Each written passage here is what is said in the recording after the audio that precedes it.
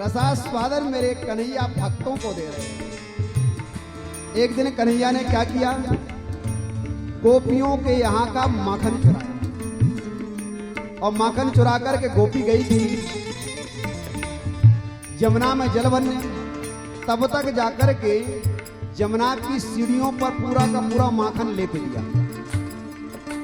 अब सीढ़ियां हो गई चिकनी, और कन्हैया स्वयं एक चौराहे पर आ गए, स्वयं खड़े हो गए। 10-50 सखा लोग, बड़े बूढ़े लोग भी इकट्ठा कर लिए। अब गोपियों ने मटका भरा जल से, और मटका भर करके गोपियों ने जब जमुना की सीढ़ियों पर पैर रखा तो सीढ़ियों पर माखन लगा हुआ था। पैर फिसला, गोपियां गिरती हैं, मटका टूट जाता है, और जल से वो गीली हो जाती है, भीग जाती है। अब कोई स्नान करने तो गई नहीं थी कि कपड़ा लेकर के जाएगी, वो जल भरने के लिए गई थी।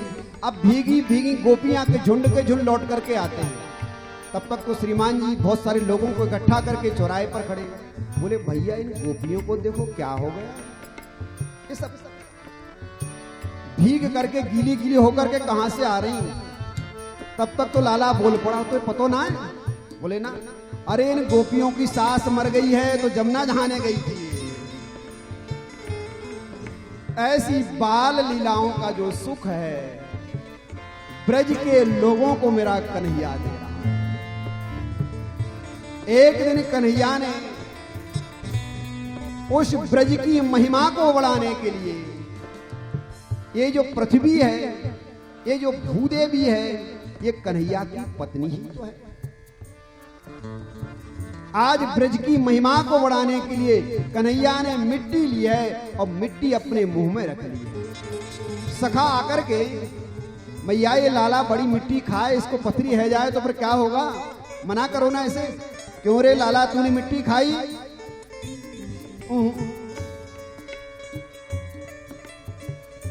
नहीं खाई? बोले बोले दाऊ दादा को बुला। दाऊ दादा इसने मिट्टी खाई क्या तुम्हारे सामने? कन्हैया ने आंखों ही आंखों में इशारा किया। दाऊ दादा यदि आपने आज मुंह खोला तो मैं मैया से तुम्हारी शिकायत करूंगी कि जो दाऊ दादा भांग के जे बड़े बड़े गोला खाए। बोले मैया मेरे सामने इसने मिट्टी ना खाई, दूसरे के सामने खाई हो तो पता ना है, हो सकता है।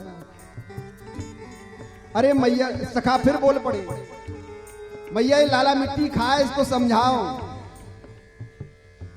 लाला तू मिट्टी खाए? अच्छा तू मुंह खोल, मिट्टी खाता है ना? खाई तूने मिट्टी?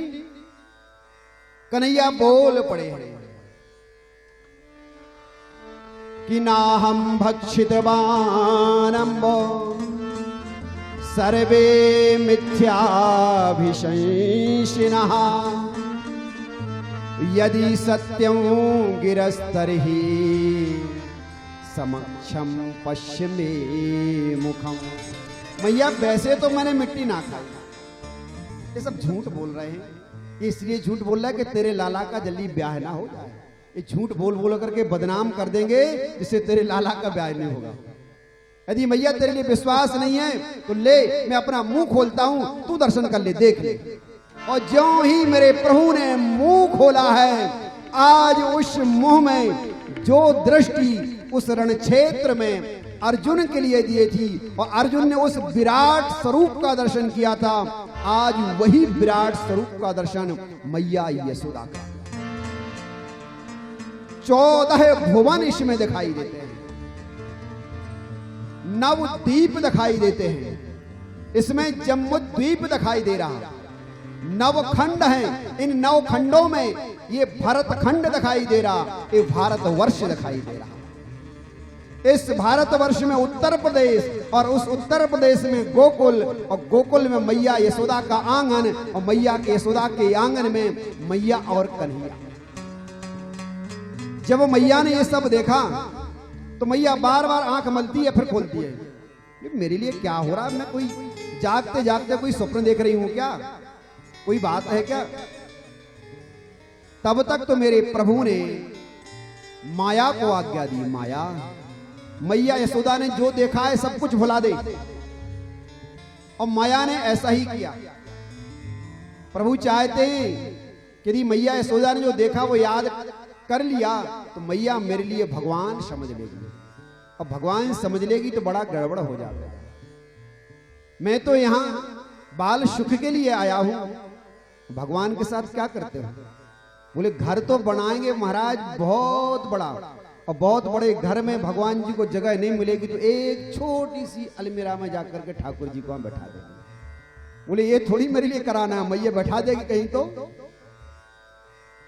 और हम तो जाएंगे पार्टी में 56 भोज खाने के लिए। लाला आज हम पार्टी में जा रहे हैं, तुम अपने चिरौंजी दाने और दूध में ही काम चला लेना। करते हैं ऐसा ना? बोले भगवान बनने में फायदा नहीं है, यहां फायदा तो लाला बनने में ही है। भुला दे मैया ने जो कुछ देखा है सब भुला दे। अब मैया को भुला दिया। लाला क्या मैं स्वप्न देख रही थी? हो सकता है मैया तुम स्वप्न देख रही हो, तुम बूढ़ी होती जा रही, हो सकता तुम जागते जागते आजकल स्वप्न देखती हो। सच है लाला, ये बुढ़ापे का असर है, हो सकता है कि मैं जागते जागते स्वप्न देख रही हूं। ब्रज की महिमा को बढ़ाने के लिए मेरे प्रभु ने मिट्टी खाई है। मैया के साथ कन्हैया अंदर आए, और कन्हैया जब अंदर आए मैया लाला को इतना दुलार करती है, लाला को इतना नेह लगाती है, लाला को इतना स्नेह करती है कि पूछो मत। का घर में इतने दास दासियां हैं, इतने नौकर चाकर हैं, लेकिन ना लाला की सेवा तो हम अपने हाथ से ही करेंगे, कोई दास दासियों से नहीं, अपने हाथ से करेंगे। बोले बचपन में हमने लाला के लिए आया रख दी, तो बुढ़ापा जब आया तो बदला वही हुआ, बेटा ने हमारे लिए आया रख दी। बचपन में हमने उसको सेवा दी दूसरे से, तो आज बोले अपने ठाकुर की सेवा अपने से ही करो।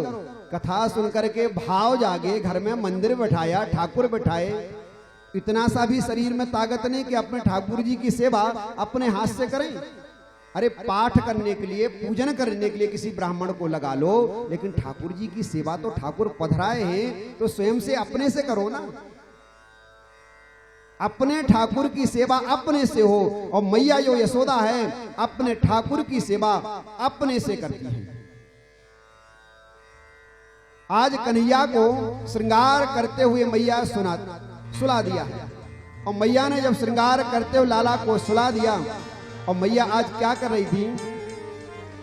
मैया ने दूध लिया और दूध लेकर के चूल्हे पर गर्म कर दिया। नंदलाला उठे, मैया मैया। लाला ने रुक जा, मैं घर का काम कर रही हूं। मैया तेरे लिए दूध प्यारो कि तेरे लिए पूत प्यारो? मैं बुला रहा हूं, मेरे पास नहीं आ रही है और तुम दूध को संभाल रही है। लाला ने जे बड़ा पत्थर लिया और घर में जितने मटकी रखी थी ना सबको तोड़ के दूध दही की कीच मचा दी, और कीच मचा दी, और कीच मचा करके जाकर के किनारे खड़े हो गए और दोनों हाथों से आंखों को मल लिया। मैया काजल लगाती थी और अब ऐसे झांकी लग रही है कि मानो जगन्नाथ भगवान प्रकट हो गए हो।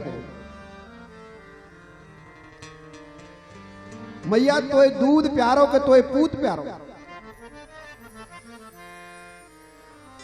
मैया यशोदा लाला को जब दुग्धपान कराने लगती है तो चूल्हे पर दूध चढ़ा है, वो सोचता है, बोले अरे आज मैं क्या कन्हैया के मुख में नहीं जाऊंगा, और कन्हैया के मुख में नहीं जाऊंगा तो दूध उफान लेता है। बोले इससे तो अच्छा है कि जल करके मैं अपनी जान दे दूं कि जो मैं हरि के काम ना आ सकूं। उफान ला करके अग्नि में गिरने लगता है। जब वहां पर मटके तोड़ दिए तो मैया को थोड़ा सा गुस्सा है। बोले दारी के तू बहुत बिगड़ गया है, बाबा ठीक बोलते थे, आज बतलाती हूं तेरी। और मैया ने उठाई छड़ी, और छड़ी उठा करके मैया दौड़ी, और नंदलाला आगे आगे दौड़ पड़े। अब आगे आगे कन्हैया, पीछे पीछे लाला, आगे आगे कन्हैया, पीछे पीछे लाला। लाला ने देखा मैया थक गई है, मैया मारेगी ना, ना लाला मारूंगी नहीं, तेरी पूजा करूंगी, बस तू पकड़ में आ जा। बोले सच? बोले सच बोल रही, झूठ थोड़ी बोल रही हूं, नहीं मारूंगी। अच्छा ले मैया पकड़। आ गए पास में।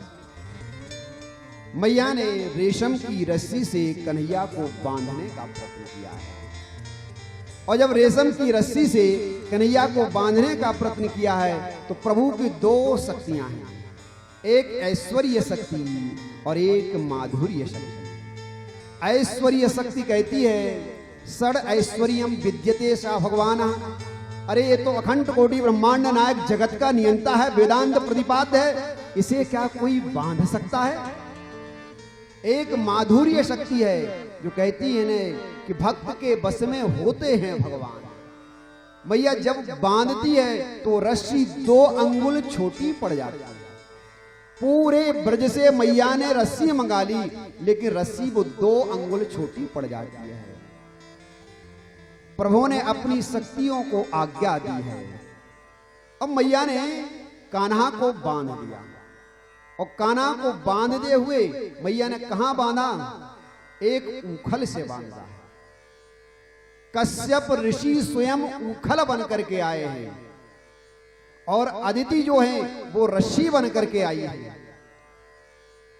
और जब लाला को बांध दिया, मैया घर के अन्य कार्यों में लग गई है, तो प्रभु को लीला करनी थी। प्रभु के मैया के द्वारे पर 2 यमलार्जुन के वृक्ष खड़े हुए थे। ये कुबेर के पुत्र हैं। इन्हें ऋषियों का श्राप है, और श्राप के कारण ये पेड़ बन गए थे। इन्होंने प्रायश्चित किया था, तब ऋषियों ने आशीर्वाद दिया था देवर्षि ने कि नहीं, यदि तुम प्रायश्चित करते हो तो द्वापर का युग आवेगा और कन्हैया के द्वारा तुम्हारा उद्धार होगा। वही कुबेर के पुत्र यमलार्जुन के वृक्षों में है। प्रभु को लीला करनी थी, मैया काम कर रही थी। अब प्रभु घुटमन घुटमन आगे चलते हुए घर से बाहर निकले। दोनों पेड़ों के बीच में से कन्हैया तो निकल गया, लेकिन उखल जाकर के फंस गया। प्रभु ने जोर से एक झटका लगाया। ज्यों ही झटका दिया है, वो यमलार्जुन के पेड़ धड़ाम से गिरे, और उनमें से 2 दिव्य पुरुष उत्पन्न हुए हैं। वो कुबेर के पुत्र हाथ जोड़ करके उन्होंने बड़ी सुंदर स्तुति की है कि वाणी गुणानुकथने श्रवणौ कथायां हस्तौ चकरमसु मनस्तव पादयोर्नः कि स्मृत्यां शिरस्तव निवास जगत् प्रणामे दृष्टि सतां दर्शनेस्तु भवत्तनूना। प्रभु ऐसा आशीर्वाद बना के रखिए, ऐसी कृपा बना के रखिए कि ये जो वाणी है वो भगवत नाम संकीर्तन करते करते कभी थके नहीं। ये जिह्वा हरि नाम का उच्चारण करते ही रहे। ये जिह्वा की सार्थकता है कि प्रभु नाम का उच्चारण करे, ये हरि नाम का उच्चारण करे। और ये कर्णों की सार्थकता है कि इन कानों के द्वारा भगवत कथा सुनते सुनते इन कानों में 1 नहीं 2 नहीं 3 नहीं अपितु 1000 कानों की शक्ति प्राप्त हो जावे।